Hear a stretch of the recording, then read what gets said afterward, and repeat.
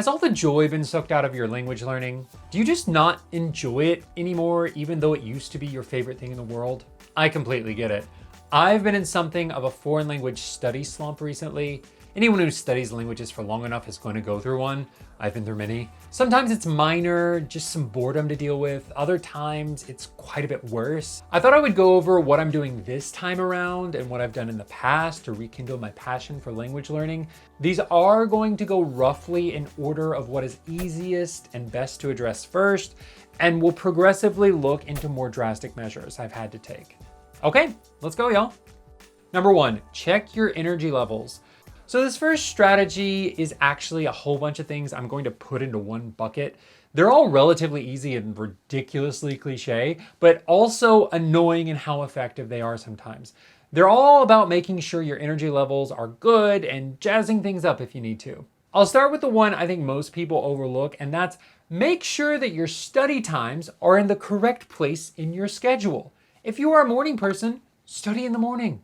If you're a night person, study at night. I remember when I worked in Japan and I was so frustrated that I would come home from work and I was so tired that I couldn't study. So I started waking up at 4 in the morning to study and give all of my best efforts to my language learning and then give what was left over to the company. I did not last at that company for very long, but my language studies did start to go better once I made that change. Other things to boost your mood. If you always stay in the same place, but it's a really drab place, go to a different cafe or a different study room. Make sure you're sleeping enough. You know, maybe you just need a burger or some candy or some kind of drink that you really enjoy. I know whenever I go on a diet or exercise really intensely, it's really hard for me to get in the mood to study. Energy levels are possibly the most important thing for our mood when studying. Maybe you need to change things up and study with someone instead of studying alone. It sounds dumb and superficial, but try something to boost your energy levels. You might be surprised that that's all you need. Number 2, scale back. The next thing you want to do is look at dialing things back. Maybe you have high expectations about how much you are going to progress in a certain amount of time. You may need to lower those expectations so you don't disappoint yourself. Studying is very similar to physical exercise. You can overtrain physically if you go to the gym and spend 4 hours every day without a break. Mentally, you can do the same thing. Unfortunately, you might be a student and have to study all day long, but from a strictly learning perspective, it's probably not ideal. I would say 30 minutes to an hour is significant enough to make progress, but short enough to be reasonable for most people with a job. If you are not feeling the motivation to study even then, maybe just 15 minutes a day, which isn't a lot, but it's better than nothing, and it will allow you to catch your breath. I want to make sure I'm not completely stopping, but you just have to be at peace that you're not going to be making much progress as you scale back for a little while until you get out of your funk. Number 3, check your chunks. Your information chunks when you're studying might be too big as well. This is another one I'm having to deal with. I'm a big user of a flashcard program called iTalki, and when you make flashcards, ideally you want them as small as possible. You only want the flashcard to focus on one element at a time. If you need to study 5 different things, don't make one card with 5 items on it. Make 5 cards with 1 item each. That's the concept. I've been a little overzealous in my studying, and the mental load has become too much because the chunks I'm trying to process are just too big. There's that saying, how do you eat an elephant? One piece at a time. Whatever the task is, you need to divide it into the smallest sections possible. Those tiny bits add up to bigger bits, and those bigger bits add up to the completion of the whole thing. Don't try to tackle a whole textbook, just tackle one word at a time. Number 4, switch it up. Change it, just switch it all up. It doesn't matter. Whatever your study material, you don't have to go from beginning to end. If you bought a new book and then you realize you don't actually like it, and you have the financial ability to do so, just get a new book. Or maybe you have a teacher on iTalki, which is something I use weekly, link down below, and you don't feel like you are learning a lot from that teacher anymore, or you need someone else. You can switch teachers. If you have the money to do so, the value of switching materials and continuing your studies is a better choice than sticking with something that makes you hate studying and end up quitting. This is not a marriage. It is morally okay to change materials as much as you want. Number 5, switch your area of focus. And on the topic of switching, maybe it's not the material per se that's the problem. Maybe it's the skill you're focusing on. In school, we usually focus on the big 4 skills all at once: writing, reading, listening, and speaking. But if you're an adult with a job, you're probably only going to be looking at one specific area of language study. It could be focusing on vocabulary, just focusing on grammar. If you're getting bored, maybe it's time to move on to another area of focus. I, generally speaking, tend to focus on phrases and vocabulary most often, with a little bit of grammar. But doing my radio show here in Korea, I realized there was a significant gap in my skill set where I was really slow at reading Korean out loud. I was spending a lot of time practicing it, but it was draining a lot of joy from my studying because it was not what and how I like to study. Now I'm at a passable level. It's not great, but I'm switching back to vocabulary-based studies for the time being. The materials and information I'm studying are the same, but the skill that I'm focusing on is different. The great thing about language learning is that even if you are only focusing on one skill, it will indirectly affect the other skills. By focusing on one, it doesn't mean you're not going to see some improvement in the others. Number 6, go back to basics. Sometimes switching up actually means going back to the basics. This return to the basics has a lot of different effects I like, and I'm doing this right now as well. I've gone back to this book, My Daily Routine in Korean by Talk to Me in Korean, that contains a lot of basic expressions, and I'm reading through it and realizing that there are a few phrases that if I heard them, I would know what they meant, but I don't know if I would say them. I don't know if that is the way I would have phrased it, but it's a very basic phrase, so it's the way I should probably say it. One great thing about going back to the basics, especially when you're in a slump, is that these basics and fundamentals require less effort, resulting in less mental stress. It'll be easy to learn or relearn, and you can feel a sense of achievement from that. And as you're reviewing, you might realize, oh wow, I have actually learned a lot. My past efforts have gone towards something good.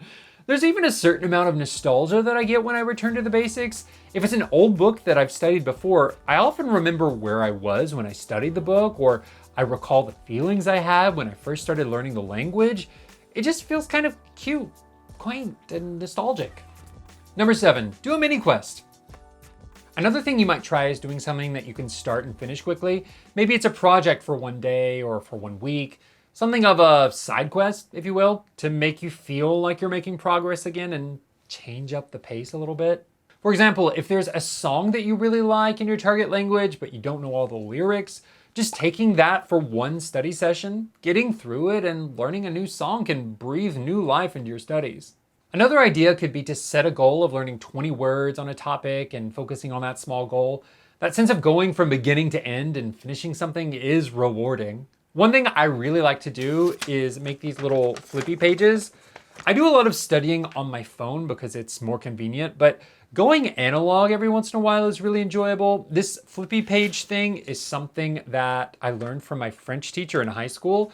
You write your native language on one row and your foreign language on another row. You cover up one row and fill everything out. It's similar to flashcards, but you have to write everything down. It's a very tactile experience.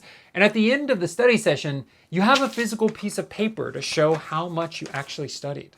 It's not going to go into my Anki deck, so I may never see these words again, but I had a good time.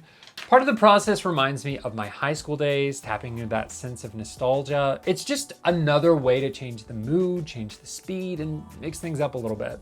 Number 8, get rid of review materials. Now we're going to go into a little bit more extreme things to do. And these are things that I would caution against doing unless you're in a very low place. This first one is for people who use Anki or another spaced repetition program. I love Anki. I've been using it now since university, so that's 18 plus years. There are many times when you have so many cards in your deck and it just becomes overwhelming. Sometimes I stop and really think about it and I just don't do them ever again. I start over. I make a new deck. I ignore every card I've put in up to that point and I start anew.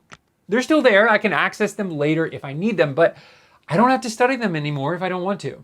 It's like turning a new leaf, starting a new chapter. It's very cathartic. It's a big deal because you've probably worked a lot on being consistent and studying every day and you've got all of your stats, but at some point you got to say, these cards are not serving me how I need them to. And it's okay. This is a drastic measure though. I would not make this decision lightly. Number 9, ignore the pain. This next strategy is the complete opposite of the previous advice.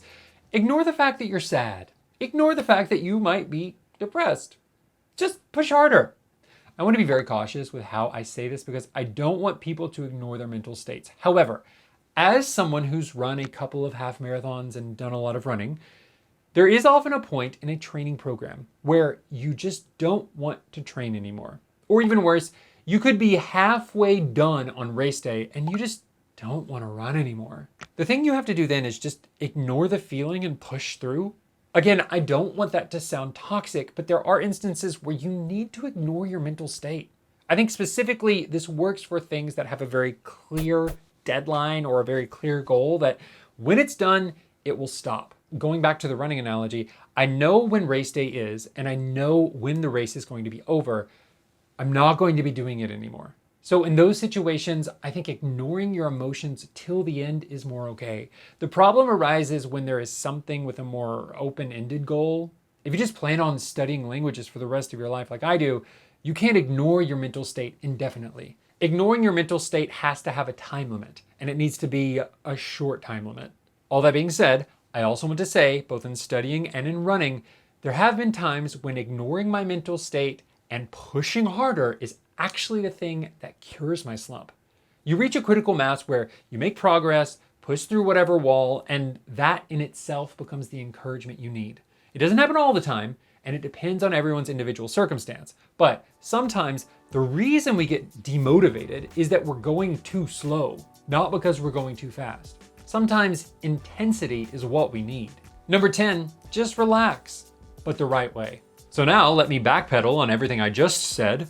Sometimes you have to push, and sometimes you have to do the exact opposite and relax. Let's say you usually study 30 minutes a day and you have that in your calendar.